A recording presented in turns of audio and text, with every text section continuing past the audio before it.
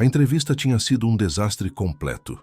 Roberto Silva, 42 anos, as mãos manchadas de graxa que nunca desaparecia por completo, a camisa jeans desgastada e suja, levantou-se da cadeira sem esperar que terminassem de humilhá-lo. A diretora de Recursos Humanos da Veículos Almeida, uma das maiores revendas de automóveis de São Paulo, tinha olhado para ele com desprezo desde o momento em que entrou, como se sua simples presença contaminasse aquelas elegantes salas de vidro e aço no bairro do Itaim Bibi. Ela tinha feito perguntas sobre diplomas universitários que ele não possuía, sobre certificações internacionais que jamais conseguiu pagar, sobre experiência em concessionárias de luxo onde nunca o deixaram entrar. Roberto não disse nada, simplesmente se levantou, agradeceu o tempo dela com uma dignidade que ela não merecia e caminhou em direção à porta. Estava atravessando o estacionamento quando ouviu os saltos correndo atrás dele. Virou-se e viu uma mulher de terno bege, elegante, o cabelo preso num coque e uma expressão desesperada, correndo em sua direção enquanto gritava para que esperasse, que por favor parasse, que precisava falar com ele. Se você está preparado para esta história, escreva nos comentários de onde você está assistindo este vídeo. Roberto Silva tinha nascido numa pequena oficina mecânica na zona leste de São Paulo, literalmente. A mãe tinha rompido a bolsa enquanto o pai terminava de trocar a embreagem de um Fusca azul e não houve tempo de chegar ao hospital. Ele sempre dizia que por isso tinha óleo de motor nas veias no lugar de sangue, e quem o conhecia sabia que não estava tão longe da verdade. Desde que tinha memória, Roberto sentia uma conexão especial com os motores. Conseguia ouvir um carro ligar a 100 metros de distância e saber exatamente qual problema tinha. Podia colocar as mãos sobre um capô e sentir as vibrações que lhe contavam histórias que ninguém mais conseguia ouvir. Era um dom, dizia seu pai, um presente que precisava ser cultivado com respeito e humildade. A oficina da família, Silva e Filhos, tinha sido o centro do seu mundo durante décadas. O pai lhe ensinou tudo o que sabia, desde trocar velas até reconstruir motores completos peça por peça. Não havia diploma universitário que pudesse ensinar o que Roberto aprendeu naquela pequena oficina cheia de ferramentas herdadas e manuais manchados de graxa. Mas os tempos tinham mudado. Os carros modernos eram mais computadores que máquinas e os clientes preferiam levar seus veículos às concessionárias oficiais com técnicos certificados e garantias em papel timbrado. A oficina da família foi perdendo clientes ano após ano, até que finalmente, 6 meses atrás, Roberto teve que fechar as portas para sempre. Seu pai tinha partido 2 anos antes, levando consigo a última geração de mecânicos que trabalhavam com as mãos e o coração. A mãe vivia agora numa casa de repouso para idosos, que Roberto mal conseguia pagar com trabalhos esporádicos, e algum carro que conseguia consertar na garagem do seu pequeno apartamento no Brás. Aos 42 anos, Roberto se encontrava numa situação que nunca imaginou, sem oficina, sem economias, sem perspectivas claras de futuro. Tinha 30 anos de experiência consertando todo tipo de veículo, desde populares até carros de coleção, mas não tinha o papel que dizia que sabia o que sabia. E no mundo moderno, o papel valia mais que o conhecimento. A entrevista na Veículos Almeida tinha sido sua última tentativa desesperada.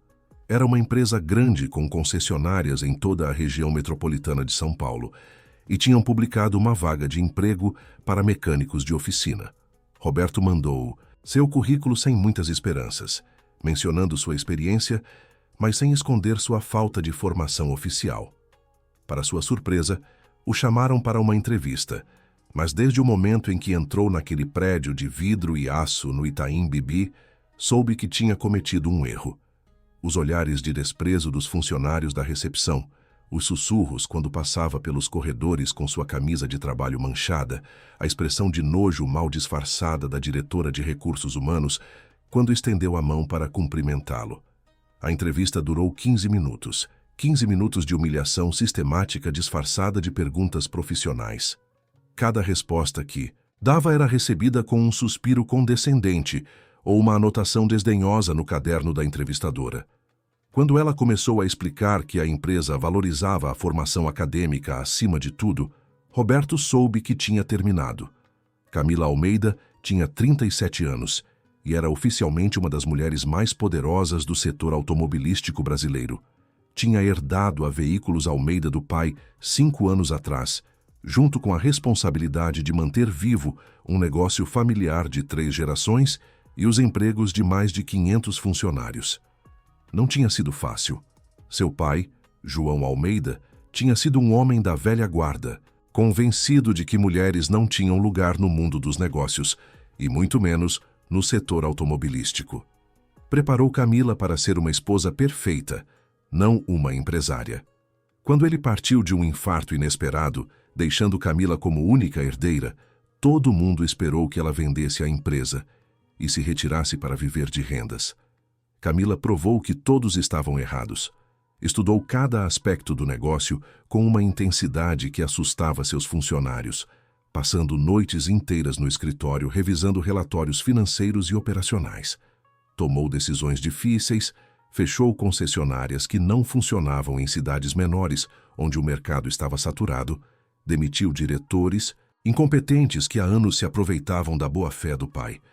Em 5 anos, transformou a Veículos Almeida de uma empresa familiar em declínio num grupo empresarial moderno e lucrativo, com presença em toda a região metropolitana e interior de São Paulo.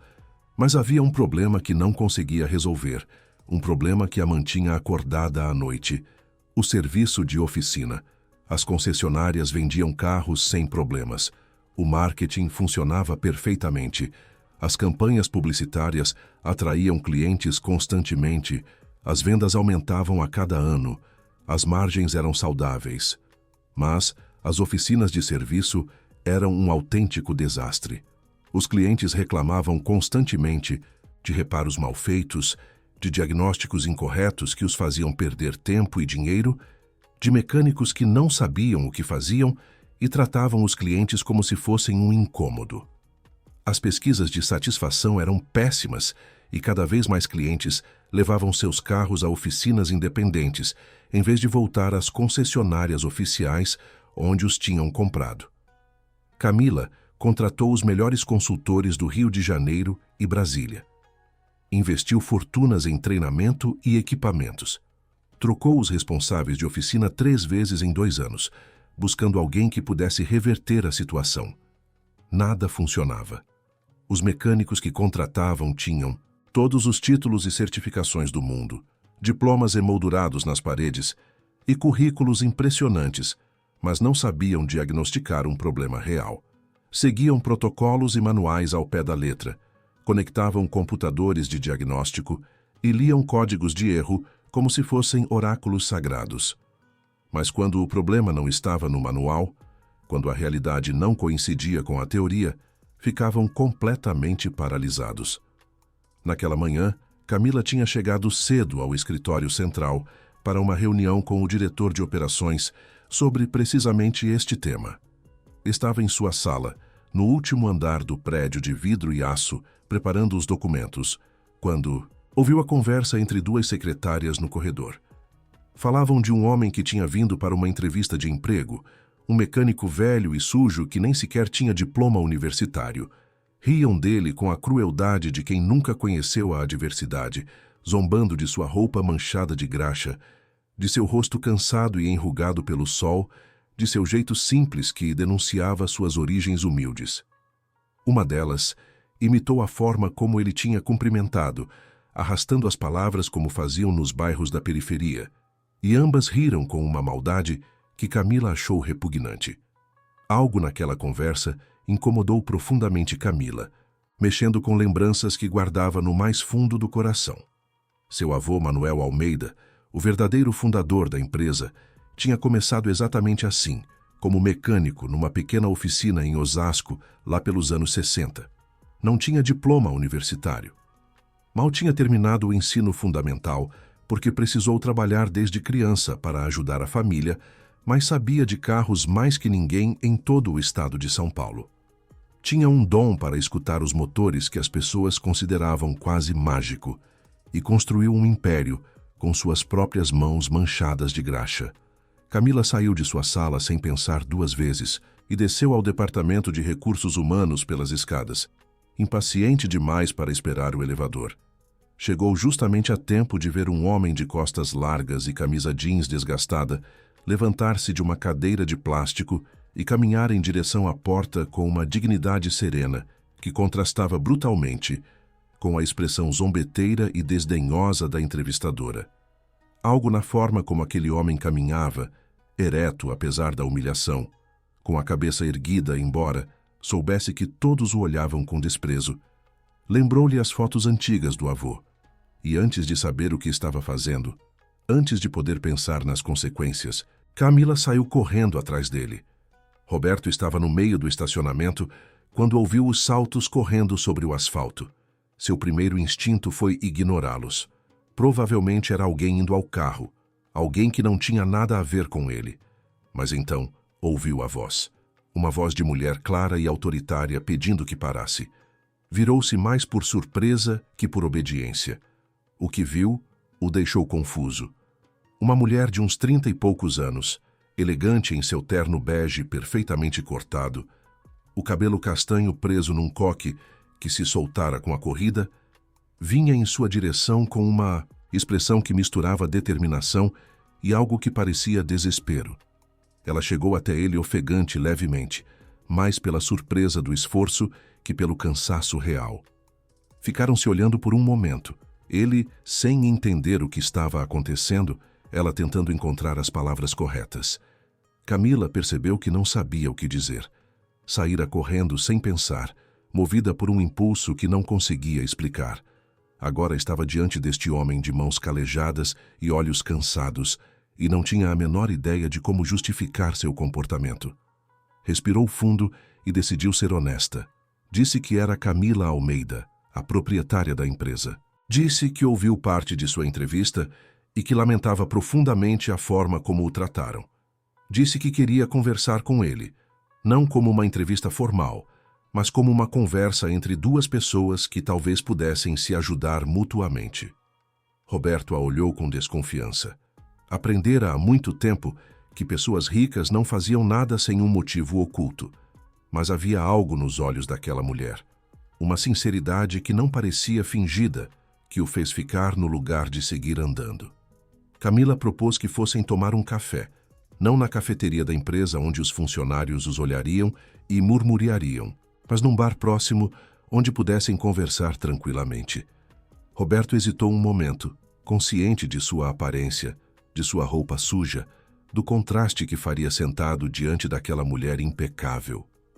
Mas algo nele, talvez a curiosidade ou talvez simplesmente o cansaço de tanto lutar sozinho, o fez aceitar. Caminharam juntos até um pequeno bar a 2 quadras do prédio corporativo. Era um lugar simples, frequentado por trabalhadores da zona industrial próxima, onde ninguém olhava 2 vezes para um homem com as mãos manchadas de graxa. Camila pediu 2 cafés e sentaram-se numa mesa do fundo, longe de ouvidos curiosos. E então, Camila fez algo que Roberto não esperava. Você está gostando desta história? Deixe um like e se inscreva no canal. Agora continuamos com o vídeo. Contou a verdade. Contou sobre os problemas com as oficinas, sobre os mecânicos diplomados que não sabiam diagnosticar nada que não estivesse no manual, sobre as reclamações dos clientes que se acumulavam a cada mês. Contou sobre seu avô, o fundador, que fora mecânico antes de empresário. Contou que passava meses procurando alguém que entendesse de carros de verdade, não de certificações e protocolos, mas de motores e vibrações e sons. Roberto escutou sem interromper, sem conseguir acreditar no que estava ouvindo. Quando ela terminou, fez apenas uma pergunta. Perguntou por que ele, por que um mecânico sem diploma que acabara de ser humilhado na própria empresa dela. Camila sorriu pela primeira vez. Disse que justamente por isso, porque qualquer pessoa que conseguisse manter a dignidade depois daquele tratamento, qualquer um que se levantasse e fosse embora, em vez de suplicar por uma oportunidade, era exatamente o tipo de pessoa que ela precisava. Camila propôs algo que Roberto nunca teria imaginado. Queria que ele fosse a uma de suas concessionárias, a da Avenida Paulista, onde, Tinham acumulados vários carros com problemas que os mecânicos certificados não conseguiam resolver.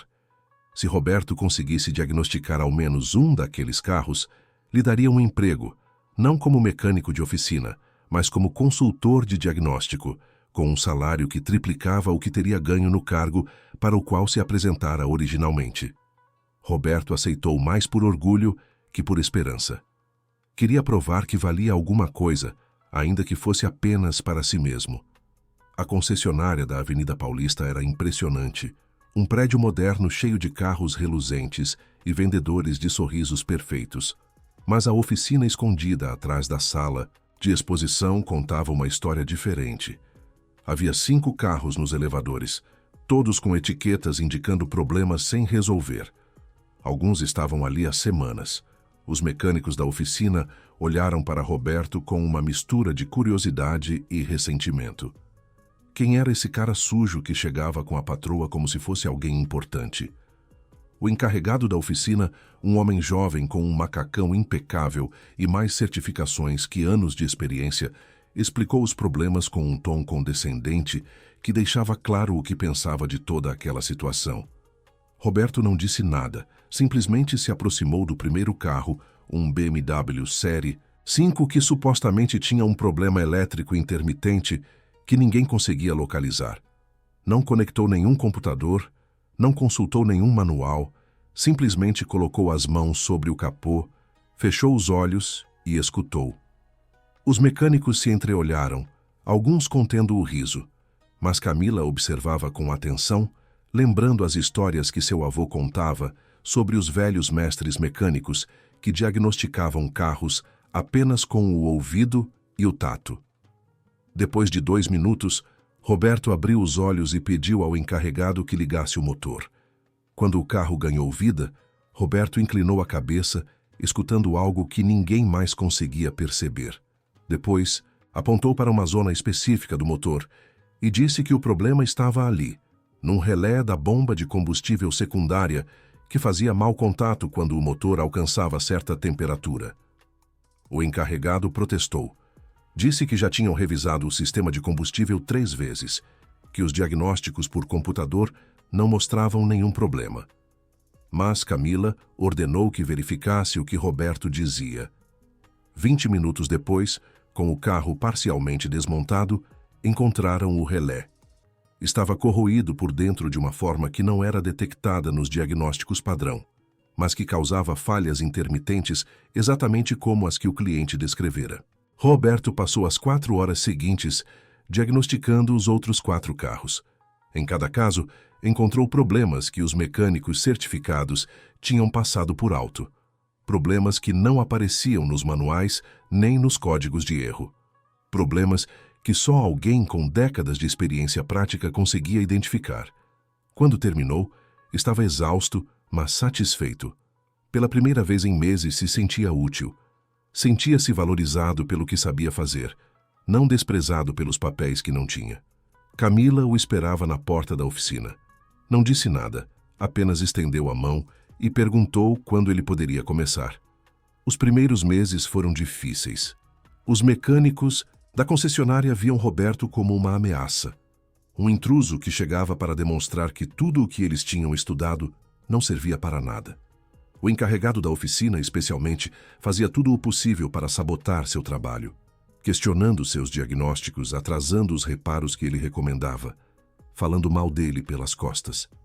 Mas Roberto não se deixou intimidar. Tinha sobrevivido a coisas piores que a inveja de colegas inseguros. Continuou fazendo seu trabalho com a mesma dedicação de sempre, diagnosticando carros impossíveis, resolvendo mistérios que levavam meses sem solução. E pouco a pouco, os resultados falaram por si mesmos. As pesquisas de satisfação da oficina começaram a melhorar. Os clientes que antes reclamavam, agora recomendavam o serviço aos amigos. Os tempos de reparo reduziram-se pela metade, porque Roberto identificava os problemas corretamente desde o princípio, evitando as intermináveis tentativas de acerto e erro. Durante esses meses, Roberto conheceu diversos clientes cujas histórias o tocaram profundamente. Havia Dona Mariana, uma senhora de 70 anos, cujo único meio de transporte era um Palio antigo que nenhum mecânico conseguia consertar. O carro morria em cruzamentos e os técnicos diplomados insistiam que precisava trocar o motor inteiro, um gasto que ela não podia fazer. Roberto descobriu que era apenas um sensor de temperatura mal calibrado, um ajuste de 15 minutos que custou menos que uma refeição. Dona Mariana chorou de gratidão e voltou todas as semanas só para trazer bolos caseiros e agradecer. Havia também o jovem Pedro, um entregador de aplicativos cujo carro tinha um problema no ar-condicionado que ninguém conseguia resolver. Durante o verão escaldante de São Paulo, trabalhar sem ar no carro era uma tortura. Os mecânicos certificados diziam que era preciso trocar todo o sistema, um investimento que representava meses de trabalho para Pedro. Roberto descobriu que era apenas uma válvula, entupida, limpou-a em meia hora e recusou o pagamento. Pedro saiu da oficina com lágrimas nos olhos, dizendo que Roberto tinha salvado seu sustento. Essas histórias se multiplicavam. Um motorista de táxi que estava prestes a perder o carro por não conseguir pagar os reparos que diagnosticavam. Uma mãe solteira que usava o carro para levar os filhos à escola e ao médico. Um rapaz que tinha economizado anos para comprar seu primeiro carro e estava sendo extorquido com orçamentos absurdos. Roberto os ajudava a todos, não apenas diagnosticando os problemas reais, mas explicando com paciência o que estava acontecendo, ensinando-os a identificar quando estavam tentando enganá-los. Camila observava tudo isso com uma mistura de satisfação e preocupação. Satisfação porque finalmente tinha encontrado alguém que podia resolver o problema das oficinas. Preocupação porque percebia que estava usando o talento de Roberto, pagando-lhe bem, mas utilizando seu conhecimento para salvar um aspecto do negócio que estivera prestes a afundar. Perguntava-se se era justo, se ele não merecia algo mais que um salário e uma sala no fundo da oficina. As semanas se transformaram em meses e Roberto começou a notar algo curioso. Muitos dos problemas que diagnosticava não eram apenas falhas mecânicas, mas consequências de como as pessoas tratavam seus carros. Veículos que nunca recebiam manutenção preventiva, que eram dirigidos de forma agressiva, que não passavam pelas revisões recomendadas. Era como se as pessoas tivessem esquecido que um carro não era apenas uma máquina, mas algo que precisava de cuidado e atenção. Uma tarde, enquanto esperava que um cliente chegasse para buscar seu carro, Roberto começou a conversar com um dos mecânicos mais jovens da oficina, um rapaz chamado Lucas que, diferente dos outros, mostrava interesse genuíno em aprender. Lucas tinha diploma de uma escola técnica prestigiada, mas admitiu que tudo o que estudara parecia insuficiente quando se deparava com problemas reais. Roberto começou a ensinar Lucas suas técnicas, não os procedimentos que estavam nos manuais, mas as pequenas coisas que só a experiência ensina. Como escutar o som do motor para identificar problemas antes que apareçam nos diagnósticos. Como sentir as vibrações que indicam desgaste nas peças. Como observar os detalhes que os computadores não conseguem detectar. Lucas absorvia tudo com uma fome de conhecimento que lembrava Roberto de si mesmo quando era jovem e aprendia com o pai. Outros mecânicos jovens começaram a se aproximar também, inicialmente com desconfiança, mas depois com curiosidade genuína. Percebiam que Roberto não estava ali para humilhá-los, mas que tinha algo valioso para compartilhar. Aos poucos, uma pequena turma informal se formou ao redor dele durante os intervalos para o café e o almoço. Roberto falava sobre carros, sobre mecânica, sobre respeito pelo ofício. Contava histórias do antigo talher de seu pai, das lições que aprendera não em salas de aula, mas com as mãos sujas de óleo. Um dia, 6 meses depois de seu encontro no estacionamento, Camila chamou Roberto para seu escritório. Roberto subiu ao último andar pela primeira vez desde aquela entrevista desastrosa, notando os olhares de curiosidade dos funcionários que já conheciam sua história. O mecânico sem diploma que a patroa resgatara dos recursos humanos. Camila tinha uma proposta. Queria criar uma escola de formação dentro da empresa, um programa para ensinar aos mecânicos jovens as técnicas que não se aprendiam nos livros. E queria que Roberto fosse o diretor, o mestre que transmitisse seu conhecimento à próxima geração. Roberto ficou sem palavras. Ele, que não tinha nenhum diploma oficial, diretor de uma escola, ele que fora rejeitado e humilhado por não ter papéis, agora seria responsável por formar outros. Camila explicou sua visão. Não queria uma escola convencional com provas e certificados. Queria uma oficina-escola onde os aprendizes trabalhassem com mestres de verdade, onde aprendessem tocando e escutando e sentindo, onde o conhecimento passasse de mãos experientes a mãos ansiosas por aprender, exatamente como Roberto aprendera com seu pai e seu pai com o dele. Roberto aceitou com uma condição. Queria que a escola estivesse aberta a qualquer pessoa que quisesse aprender, sem importar sua origem ou seu nível de educação. Queria que houvesse bolsas de estudo para jovens de bairros difíceis, para pessoas que não podiam pagar uma formação tradicional, para todos aqueles que tinham mãos hábeis, mas não oportunidades. Camila aceitou sem hesitar. E pela primeira vez, Roberto sentiu que talvez sua vida não tivesse sido em vão, que tudo o que aprendera e sofrera tinha um propósito maior que simplesmente sobreviver. Aquela noite, quando voltou para seu apartamento no Brás, Roberto ficou muito tempo olhando pela janela para as luzes da cidade. Pensou em seu pai, no antigo talher, em todos os anos de luta e dificuldades. Pensou em Camila, a mulher de terno bege que correra atrás dele no estacionamento. Pensou nos jovens mecânicos que agora o procuravam para aprender. Pela primeira vez em muito tempo, Roberto permitiu-se sentir esperança. Não a esperança vaga de dias melhores, mas uma esperança concreta, construída sobre algo sólido. Tinha um propósito novamente. Tinha uma missão que ia além de simplesmente consertar carros. Iria transmitir o legado de seu pai. Iria manter viva uma tradição que estava desaparecendo. Iria provar que o conhecimento verdadeiro não vinha apenas dos livros, mas da dedicação e do amor pelo que se faz. Os meses seguintes foram uma corrida contra o tempo. Camila e Roberto trabalharam juntos para criar algo que nunca existira, antes no setor automobilístico brasileiro. Não seria apenas uma escola técnica comum, seria um espaço onde o conhecimento tradicional se encontraria com as necessidades modernas, um lugar onde jovens, sem oportunidades, poderiam aprender um ofício digno e onde o legado dos antigos mestres mecânicos não se perderia. Encontraram um galpão abandonado a 3 quadras da concessionária principal na Avenida Paulista. Era um espaço amplo que antes abrigara uma fábrica de peças automotivas com pé direito alto e boa ventilação natural. Camila investiu uma quantia significativa na reforma, mas seguindo as orientações de Roberto sobre o que realmente importava. Não queriam um espaço luxuoso e intimidador, mas funcional e acolhedor. Roberto supervisionou pessoalmente a instalação de cada equipamento. Escolheu ferramentas que fossem ao mesmo tempo modernas e compreensíveis, computadores de diagnóstico que não substituíssem o conhecimento humano, mas o complementassem. Criou estações de trabalho onde os alunos pudessem desmontar e remontar motores reais, não apenas estudar diagramas em telas.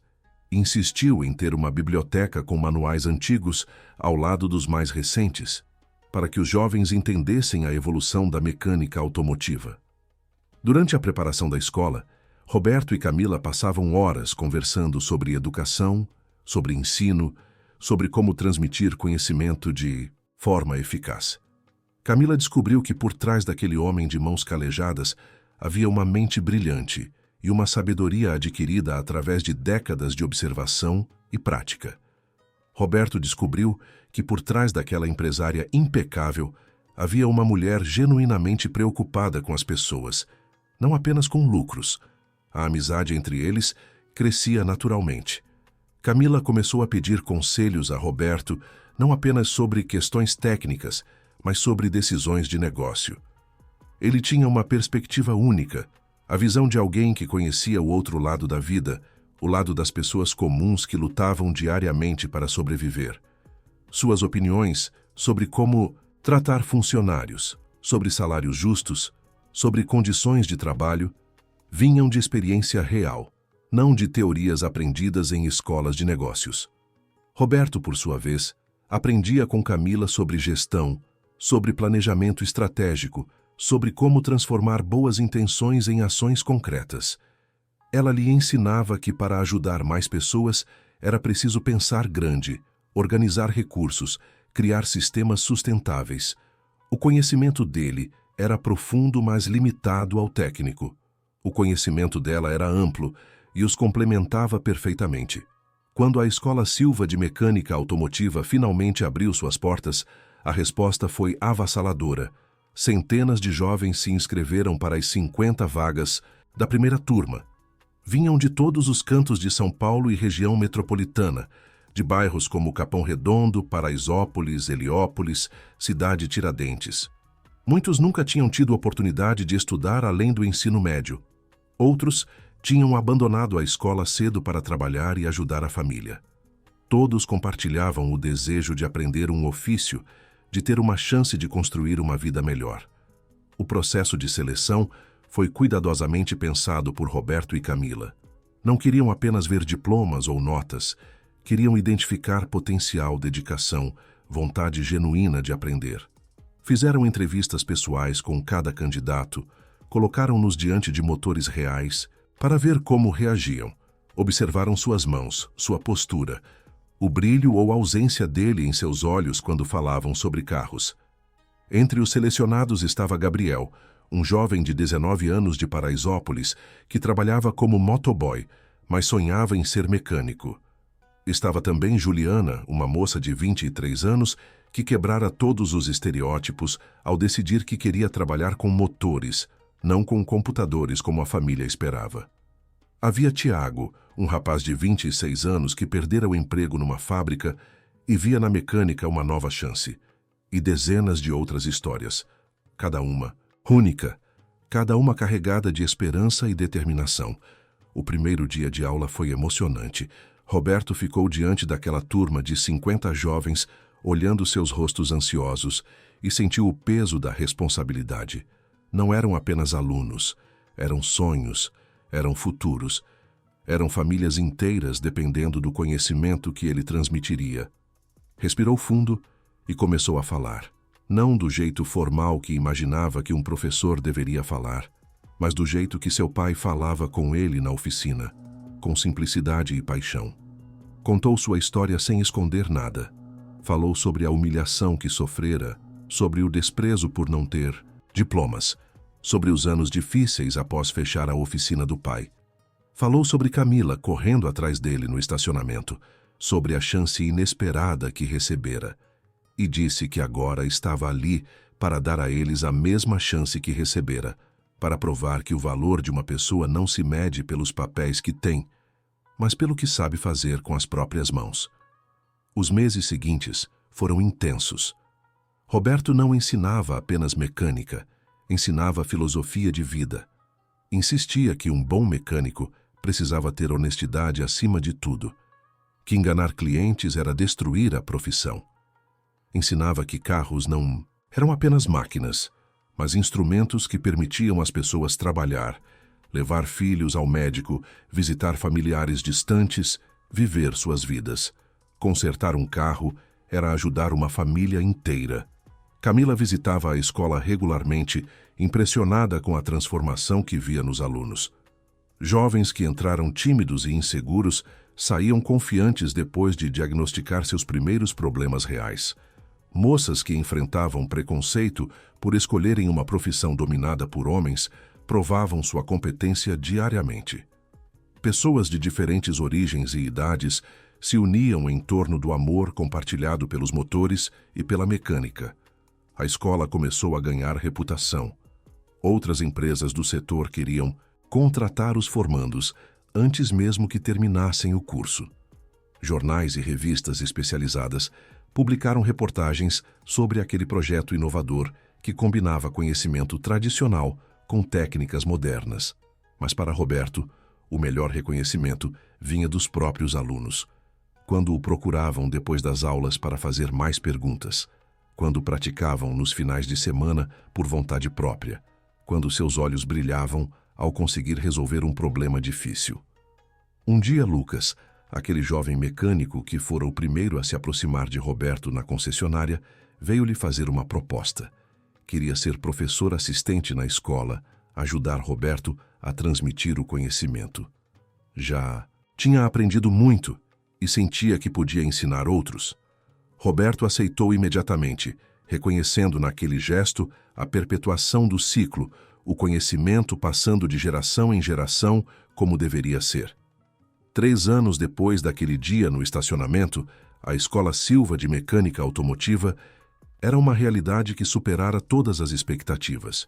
Ocupava agora um prédio próprio ao lado da concessionária principal, com oficinas equipadas, salas de aula teóricas e espaço para mais de 100 alunos por turma. Roberto formara centenas de mecânicos que trabalhavam nas concessionárias da Veículos Almeida e em oficinas independentes por todo o Brasil. Muitos vinham de situações similares à sua, jovens sem recursos que encontraram na escola uma oportunidade que ninguém mais lhes dera. As histórias de sucesso se multiplicavam. Gabriel, aquele jovem de Paraisópolis que entrou na primeira turma, agora era encarregado de uma oficina em Santo André, ganhando um salário que permitira comprar uma casa para a mãe. Juliana, a moça que desafiara estereótipos, trabalhava como especialista em diagnóstico numa concessionária de carros importados, sendo uma das poucas mulheres em posição de liderança no setor. Tiago, que perdera o emprego na fábrica, agora tinha sua própria oficina em Guarulhos, empregando 5 pessoas e construindo reputação pela honestidade e competência. Mas o impacto ia além dos números e estatísticas. A escola mudara a forma como o setor automobilístico via a formação de mecânicos. Outras empresas começaram a criar programas similares, reconhecendo finalmente que diplomas universitários não substituíam experiência prática e dedicação.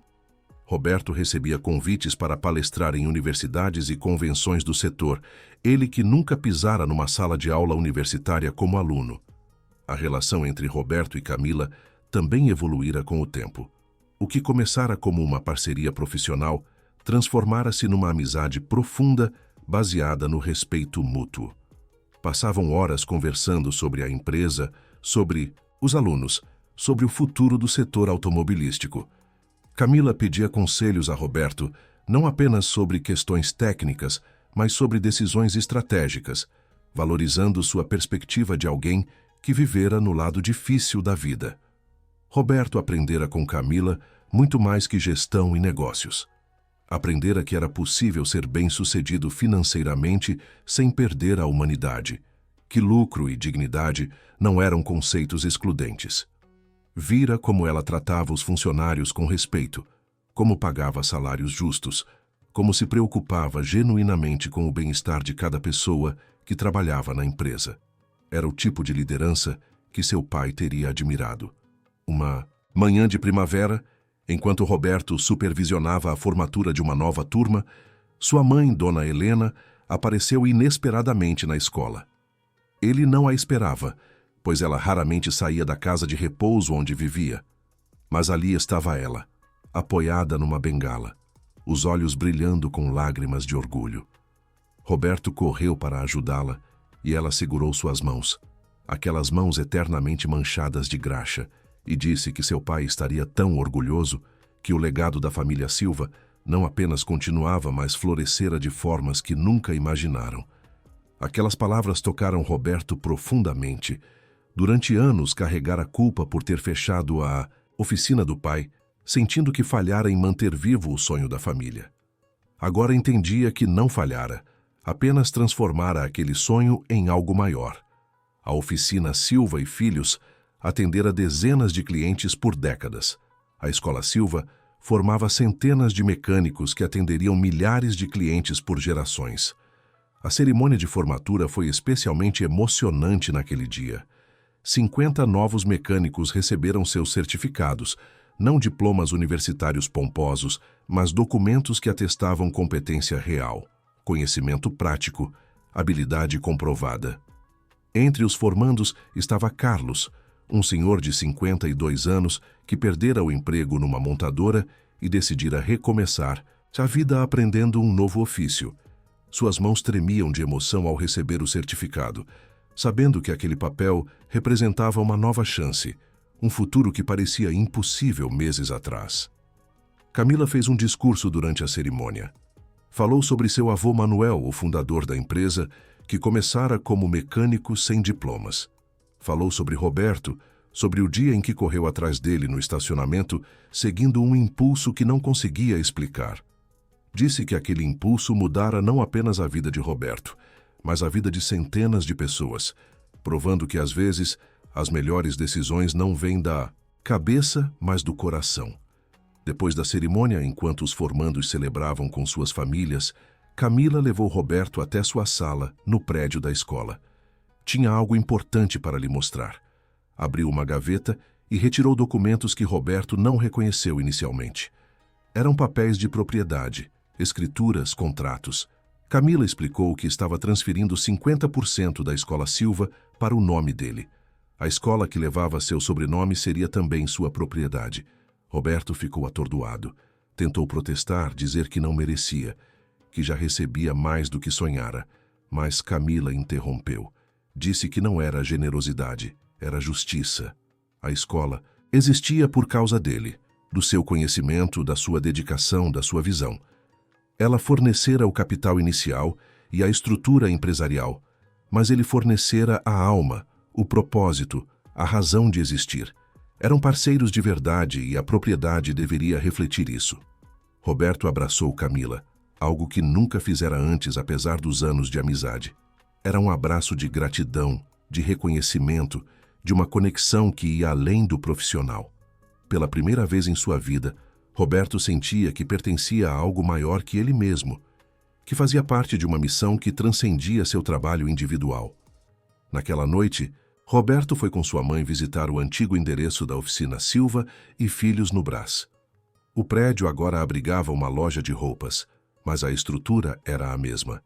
Ficaram ali parados na calçada, mãe e filho, olhando para aquele lugar que guardava tantas memórias. Dona Helena contou histórias que Roberto nunca ouvira, sobre como seu pai sonhava em transformar a pequena oficina numa escola, sobre como queria ensinar seu conhecimento a outros, mas nunca tivera recursos ou oportunidade. Roberto percebeu então algo extraordinário. Não falhara em manter vivo o sonho do pai. Estava realizando um sonho que o pai nunca pudera concretizar. A oficina fechara suas portas, mas sua essência continuava viva, multiplicada, ampliada.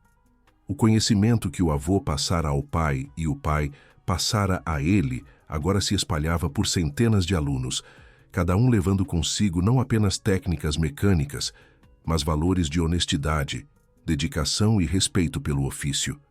Aquela revelação trouxe uma paz profunda ao coração de Roberto.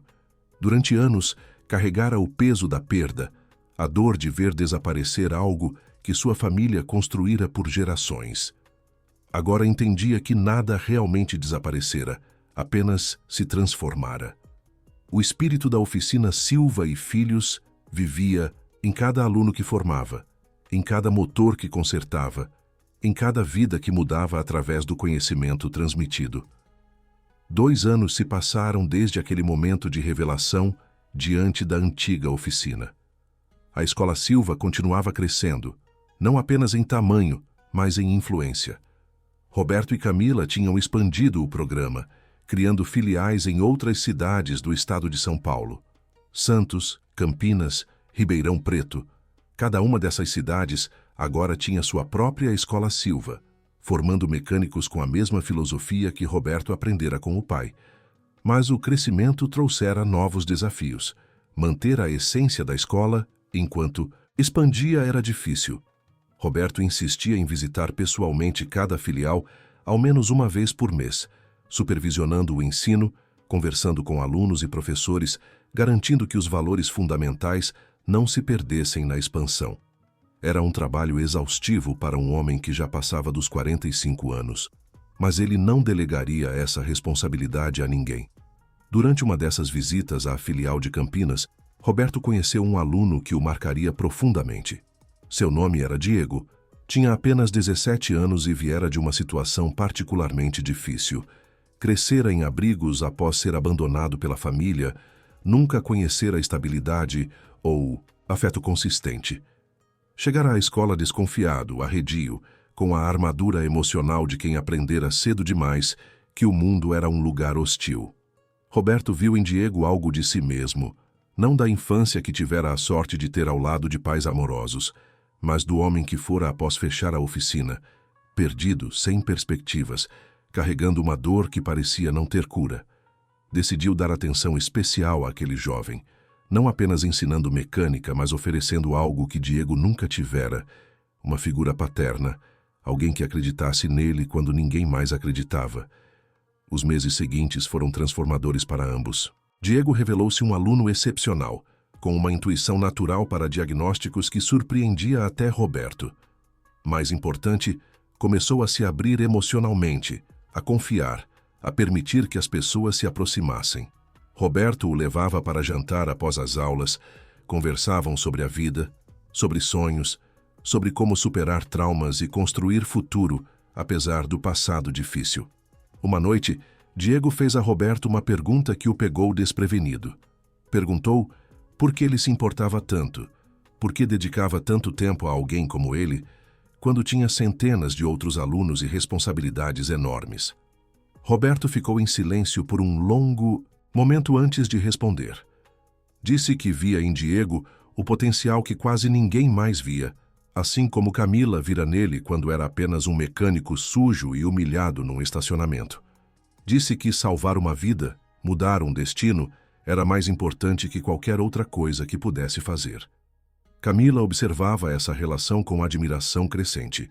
Via como Roberto dedicava tempo e energia emocional a Diego, como se tornara não apenas professor, mas mentor, guia, quase um pai. E isso a fez refletir sobre sua própria vida. Aos 42 anos, Camila nunca casara, nunca tivera filhos, dedicara-se inteiramente aos negócios da família. Começou a se perguntar se não perdera algo essencial na busca pelo sucesso profissional. Uma tarde, durante uma reunião sobre a expansão das escolas, Camila compartilhou essas reflexões com Roberto. Disse que invejava a conexão que ele construíra com Diego e com tantos outros alunos, que invejava sua capacidade de afetar vidas de forma tão profunda.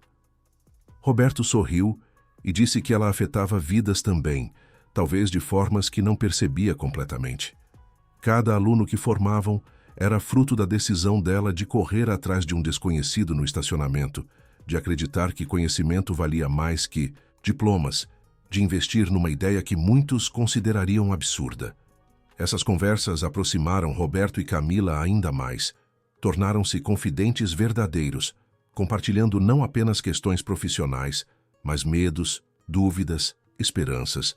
Roberto contou sobre a solidão que sentira após o falecimento do pai e o fechamento da oficina, sobre como a escola preenchera um vazio que pensava ser permanente. Camila contou sobre a pressão de honrar o legado do pai enquanto fazia as coisas à sua maneira, sobre o medo constante de falhar, de não ser boa o suficiente. Descobriram que, apesar de vidas tão diferentes, compartilhavam lutas similares. Ambos carregavam o peso de legados familiares. Ambos tentavam honrar o passado enquanto construíam algo novo. Ambos lidavam com dúvidas e inseguranças que escondiam do mundo. Essa descoberta criou uma intimidade que nenhum deles esperava. Uma conexão que ia além da amizade, mas que nenhum dos dois sabia como nomear ou o que fazer com ela. Os meses se transformaram em anos e a Escola Silva tornou-se referência nacional em formação de mecânicos. Governos estaduais procuravam Roberto para consultoria sobre políticas de educação profissional.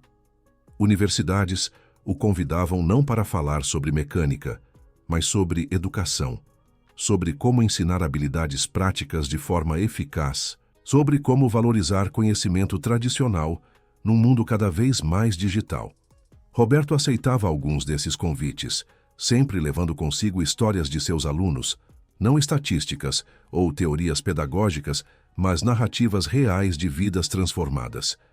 Falava sobre Gabriel comprando casa para a mãe, sobre Juliana quebrando barreiras de gênero, sobre Diego encontrando um lar na escola.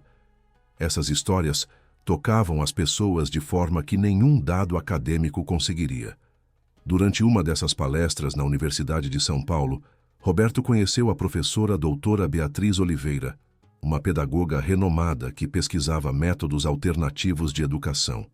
Ela ficou fascinada pela Escola Silva e pediu permissão para realizar um estudo acadêmico sobre o programa. Roberto aceitou, vendo nisso uma oportunidade de documentar e validar aquilo que fazia de forma intuitiva. Os meses de pesquisa da professora Beatriz trouxeram revelações interessantes. Seus estudos mostraram que os alunos da Escola Silva não apenas tinham competência técnica superior aos formados em cursos tradicionais, mas também desenvolviam habilidades socioemocionais mais fortes. A metodologia de Roberto, que enfatizava respeito, honestidade e dedicação, tanto quanto conhecimento técnico, produzia profissionais mais completos, mais éticos, mais preparados para os desafios do mercado de trabalho. O estudo foi publicado em revistas acadêmicas nacionais e internacionais, trazendo ainda mais reconhecimento para a escola. Mas para Roberto, a validação mais importante não vinha de artigos científicos ou prêmios, vinha dos próprios alunos. Vinha de ver Diego formando-se como o melhor aluno de sua turma e conseguindo emprego numa concessionária de carros de luxo. Vinha de receber mensagens de ex-alunos contando sobre suas vidas, seus sucessos, seus desafios. Vinha de saber que o conhecimento que recebera do pai continuava vivo, crescendo, se multiplicando. Um dia de verão, 5 anos após aquele encontro no estacionamento, a Veículos Almeida e a Escola Silva organizaram uma grande celebração. Era o aniversário de 5 anos da escola e também o 50º aniversário da empresa de Camila. Centenas de pessoas compareceram, ex-alunos que viajaram de várias partes do Brasil, funcionários atuais, parceiros de negócios, representantes do governo e da mídia. Durante a celebração, Camila e Roberto subiram ao palco juntos para um discurso. Camila falou primeiro, contando a história daquele dia no estacionamento, de como um impulso inexplicável a levou a correr atrás de um desconhecido. Disse que aquele momento mudara não apenas sua empresa, mas sua vida, ensinando-lhe que às vezes as decisões mais importantes não vinham de análises racionais, mas de intuição, de empatia, de reconhecer valor onde outros veem apenas aparências. Roberto falou em seguida, sua voz carregada de emoção. Agradeceu a Camila pela chance que lhe dera quando ninguém mais acreditava nele. Agradeceu aos alunos por confiarem nele como professor. Agradeceu a todos que trabalhavam na escola e na empresa por acreditarem numa visão diferente de educação e negócios. E falou sobre seu pai, sobre o legado que recebera e que agora transmitia, sobre como um pequeno talher no Brás transformara-se em algo muito maior que qualquer um poderia imaginar. No final do discurso, Roberto fez um anúncio que surpreendeu a todos. Disse que estava criando um fundo de bolsas de estudos permanente, usando grande parte de sua parcela dos lucros da escola. O fundo garantiria que sempre haveria vagas gratuitas para jovens sem recursos, para pessoas que mereciam uma chance, mas não podiam pagar por ela. Seria chamado Fundo Silva Almeida, homenageando tanto sua família quanto a família de Camila, simbolizando a parceria que tornara tudo possível. Camila, surpresa e emocionada, anunciou que a empresa doaria uma quantia equivalente ao fundo, dobrando seu impacto. Disse que aquilo era mais que filantropia, era investimento no tipo de sociedade que queriam ver. Uma sociedade onde talento e dedicação importassem mais que origens ou recursos financeiros. A celebração continuou noite adentro, mas Roberto eventualmente se afastou da multidão, precisando de um momento de silêncio. Caminhou até a janela e ficou olhando para a cidade de São Paulo iluminada, pensando em tudo o que acontecera nos últimos 5 anos. De mecânico rejeitado e humilhado, a diretor de escola respeitado, de homem sem esperanças a mentor de centenas. A jornada parecia impossível, surreal até. Camila o encontrou ali, também buscando um momento de pausa. Ficaram lado a lado em silêncio por um tempo, apenas observando a cidade. Finalmente, Camila disse que às vezes ainda não acreditava que tudo isso começara com ela, correndo atrás de um desconhecido num estacionamento. Roberto riu e disse que ele também não acreditava que parara quando ela chamou, que deveria ter continuado andando como sempre fizera na vida. Mas algo naquele momento tinha sido diferente. Ambos concordaram. Algo inexplicável os levara a fazer escolhas que mudaram tudo. Roberto escolhera parar e ouvir. Camila escolhera confiar e investir. E dessas duas pequenas escolhas nascera algo extraordinário.